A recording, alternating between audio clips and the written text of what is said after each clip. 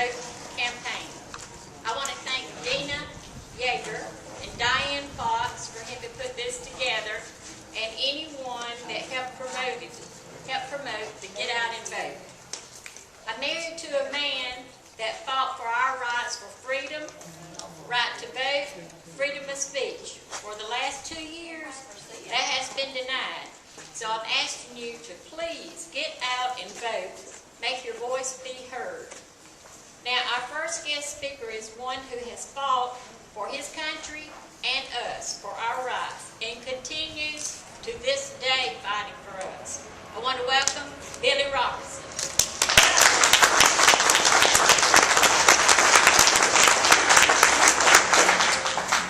Thank you, Helen, and thank each and every one of you for coming out today. I actually set up this podium earlier today, and I set it here on purpose because, as you can see behind me, you see nothing, emptiness. And if our plans had not been interrupted the way that they were, you would see hotels, you would see steakhouses, you would see family entertainment centers. But as you can see, we have nothing to show.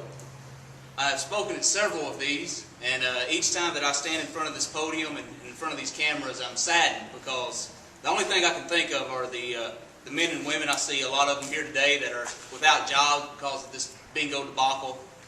And I see, I'm not going to say what could have been, but what will come. Because we are determined to reopen these doors once again one day. The hardest thing about all this is that there has been no legal recourse. We've had no legal recourse to see justice prevail.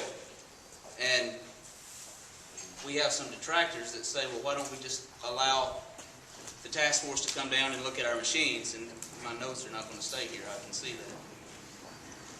And to those people I say, why don't we ask the folks at Whitehall who were raided March of 2009 and have yet to see a day in court. Their machines have yet to be judged, whether it be legal or illegal. There has never been a declaratory judgment in the state of Alabama on the legality of electronic bingo.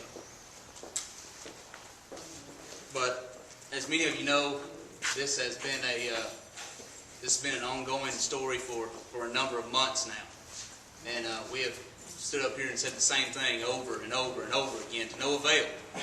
We felt helpless, and we are helpless until next Tuesday, because next Tuesday we have the opportunity to right the state, to end corruption.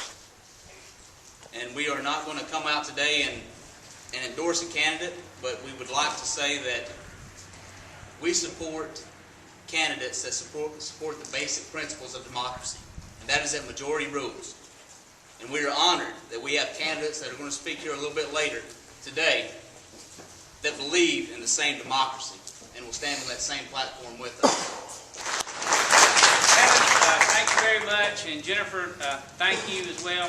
You know, I'm not down here seeking a country crossing endorsement, but what I'm down here for today is jobs.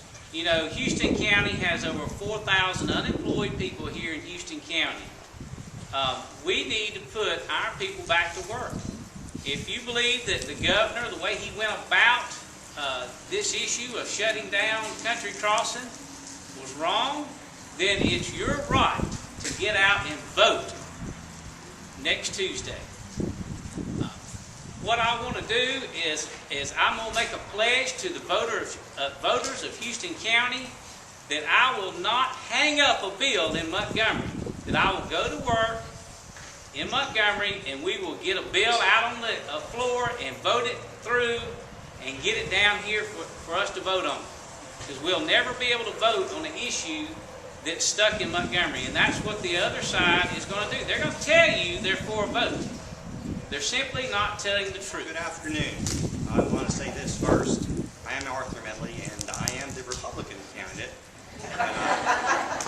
But let me say this about Republicans. I am pro-business, and I am certainly pro-economic development. And just as some of these other people have heard not testify, but talk about, that's what we need. We do need jobs. We need things to do this. I want to thank the individuals out here at Country Crossing for extending an invitation to me. I want to point out that I am here part of the job of the district attorney is you communicate and you work with and you represent the community. And given the opportunity, I am happy to have come here and to address you today and point out to you that the race that I'm in for district attorney, this is the first time in 24 years that you've had a choice. This is the first time that you can vote on this position in 24 years. And your votes are critical. And every vote does matter. Every vote.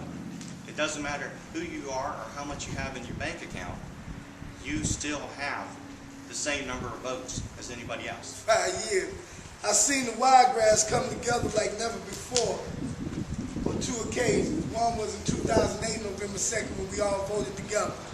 White, black, everybody came together. Second time I seen this happen was when all of us went to Montgomery together to fight for jobs, justice, and people's right to vote. And I cried up there then. And I hope and pray to God that I'll see the Wiregrass come together the third time, contrary to all belief, and that we will vote together on November 2nd. I stand up here with many hats. Those of you that know me know about TOPS. I'm the founder of that. I'm the vice chair of the ADC. But one of the things I stand up here now is just a regular voter. And I pray that each and every person, regardless of how much I fought to get people who didn't have the right to vote the right, it appalls me every time those that have the right don't use that right or don't take advantage of that right.